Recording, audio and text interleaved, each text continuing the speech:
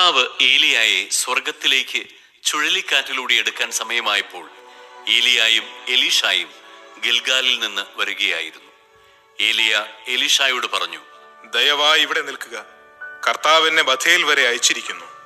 എന്നാൽ എലീഷ പറഞ്ഞു, കർത്താവിനെയും അങ്ങയെയും സാക്ഷിയാക്കി ഞാൻ പറയുന്നു, ഞാൻ അങ്ങയെ വിട്ടുമാറില്ല. അങ്ങനെ അവർ ബഥേലിലേക്ക് പോയി. ബഥേലിൽ ഉണ്ടായിരുന്ന പ്രവാചകഗണം എലീഷായോട് പറഞ്ഞു, കർത്താവ് നിന്റെ യജമാനനെ ഇന്ന് നിന്നിൽ നിന്ന് എടുക്കുമെന്ന് നിനക്കറിയാമോ? അവൻ പറഞ്ഞു, ഉവ്വ്, എനിക്കറിയാം, നിശബ്ദരായിരിക്കുവിൻ. ഏലിയ എലീഷായോട് പറഞ്ഞു, ദയവായി ഇവിടെ നിൽക്കുക, കർത്താവ് എന്നെ ജെറീക്കോയിലേക്ക് അയച്ചിരിക്കുന്നു. അവൻ പ്രതിവചിച്ചു, കർത്താവിനെയും അങ്ങയെയും സാക്ഷിയാക്കി ഞാൻ പറയുന്നു, ഞാൻ അങ്ങയെ വിട്ടുമാറില്ല. അങ്ങനെ അവർ ജെറീക്കോയിലെത്തി. ജെറീക്കോയിൽ ഉണ്ടായിരുന്ന പ്രവാചകഗണം എലീഷായോട് പറഞ്ഞു, കർത്താവ് നിന്റെ യജമാനനെ ഇന്ന് നിന്നിൽ നിന്ന് എടുക്കുമെന്ന് നിനക്കറിയാമോ? അവൻ പറഞ്ഞു, ഉവ്വ്, എനിക്കറിയാം, നിശബ്ദരായിരിക്കുവിൻ. അനന്തരം ഏലിയ എലീഷായോട് പറഞ്ഞു, ദയവായി ഇവിടെ നിൽക്കുക, കർത്താവ് എന്നെ ജോർദാനിലേക്ക് അയച്ചിരിക്കുന്നു. അവൻ പറഞ്ഞു, കർത്താവിനെയും അങ്ങയെയും സാക്ഷിയാക്കി ഞാൻ പറയുന്നു, ഞാൻ അങ്ങയെ വിട്ടുമാറില്ല. അങ്ങനെ ഇരുവരും യാത്ര തുടർന്നു. അവർ ഇരുവരും ജോർദാന് സമീപം എത്തിയപ്പോൾ പ്രവാചക ഗണത്തിൽപ്പെട്ട 50 പേർ അല്പമകലെ വന്നു നിന്നു. ഏലിയ മേലങ്കിയെടുത്ത് ചുരുട്ടി വെള്ളത്തിലടിച്ചു. വെള്ളം ഇരുവശത്തേക്കും മാറി. ഇരുവരും ഉണങ്ങിയ നിലത്തുകൂടി അക്കരെ കടന്നു. മറുകര എത്തിയപ്പോൾ ഏലിയ എലീഷായോട് പറഞ്ഞു, നിന്നിൽ നിന്ന് എടുക്കപ്പെടുന്നതിന് മുൻപ് ഞാൻ എന്താണ് ചെയ്തു തരേണ്ടത്? എലീഷ പറഞ്ഞു, അങ്ങയുടെ ആത്മാവിന്റെ ഇരട്ടിപ്പങ്ക് എനിക്ക് ലഭിക്കട്ടെ. അവൻ പറഞ്ഞു, ദുഷ്കരമായ കാര്യമാണ് നീ ചോദിച്ചത്. എങ്കിലും ഞാൻ എടുക്കപ്പെടുന്നത് നീ കാണുകയാണെങ്കിൽ നിനക്ക് അത് ലഭിക്കും, കണ്ടില്ലെങ്കിൽ ലഭിക്കുകയില്ല.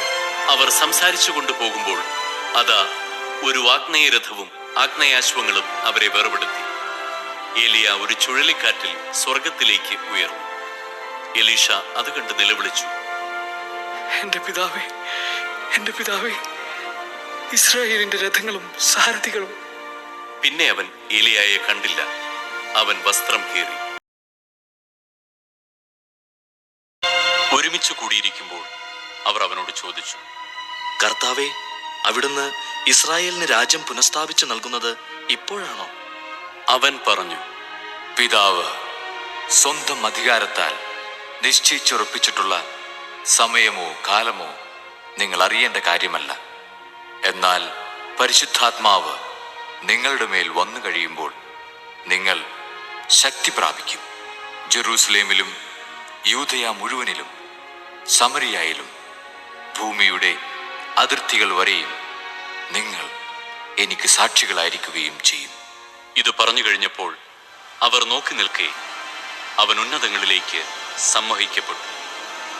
ഒരു മേഘം വന്ന് അവനെ അവരുടെ ദൃഷ്ടിയിൽ നിന്ന് മറച്ചു. അവൻ ആകാശത്തിലേക്ക് പോകുന്നത് അവർ നോക്കി നിൽക്കുമ്പോൾ വെള്ളവസ്ത്രം ധരിച്ച 2 പേർ അവരുടെ മുൻപിൽ പ്രത്യക്ഷപ്പെട്ടു പറഞ്ഞു, അല്ലയോ ഗലീലിയരെ, നിങ്ങൾ ആകാശത്തിലേക്ക് നോക്കി നിൽക്കുന്നത് എന്ത്?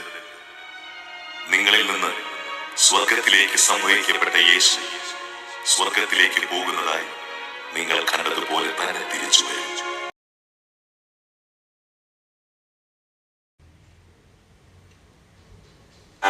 അവൻ അവരോട് പറഞ്ഞു, മോശയുടെ നിയമത്തിലും പ്രവാചകന്മാരിലും സങ്കീർത്തനങ്ങളിലും എന്നെക്കുറിച്ച് എഴുതപ്പെട്ടിരിക്കുന്നതെല്ലാം പൂർത്തിയാകേണ്ടിയിരിക്കുന്നു എന്ന് ഞാൻ നിങ്ങളോട് കൂടെ ആയിരുന്നപ്പോൾ പറഞ്ഞിട്ടുണ്ടല്ലോ. വിശുദ്ധ ലിഖിതങ്ങൾ ഗ്രഹിക്കാൻ തക്കവിധം അവരുടെ മനസ്സ് അവൻ തുറന്നു. അവൻ പറഞ്ഞു, ഇങ്ങനെ എഴുതപ്പെട്ടിരിക്കുന്നു, ക്രിസ്തു സഹിക്കുകയും 3-ാം ദിവസം മരിച്ചവരിൽ നിന്ന് ഉയർത്തെഴുന്നേൽക്കുകയും ചെയ്യണം. പാപമോചനത്തിലുള്ള അനുതാപം അവന്റെ നാമത്തിൽ ജെറൂസലേമിൽ ആരംഭിച്ച് എല്ലാ ജനതകളോടും പ്രഘോഷിക്കപ്പെടേണ്ടിയിരിക്കുന്നു. നിങ്ങൾ ഇവയ്ക്ക് സാക്ഷികളാണ്. ഇതാ എൻ്റെ പിതാവിൻ്റെ വാഗ്ദാനം നിങ്ങളുടെ മേൽ ഞാൻ അയക്കുന്നു. ഉന്നതത്തിൽ നിന്ന് ശക്തി ധരിക്കുന്നതുവരെ നഗരത്തിൽ തന്നെ വസിക്കുവിൻ. അവൻ അവരെ ബഥാനിയ അവരെ കൂട്ടിക്കൊണ്ടുപോയി കൈകൾ ഉയർത്തി അവരെ അനുഗ്രഹിച്ചുകൊണ്ടിരിക്കെ അവൻ അവരിൽ നിന്ന് മറയുകയും സ്വർഗത്തിലേക്ക് സമ്മോഹിക്കപ്പെടുകയും ചെയ്തു. അവർ അവനെ ആരാധിച്ചു. അത്യന്തം ആനന്ദത്തോടെ ജെറുസലേമിലേക്ക് മടങ്ങി. അവർ ദൈവത്തെ സ്തുതിച്ചുകൊണ്ട് സദാസമയവും ദേവാലയത്തിൽ കഴിഞ്ഞുകൂടി.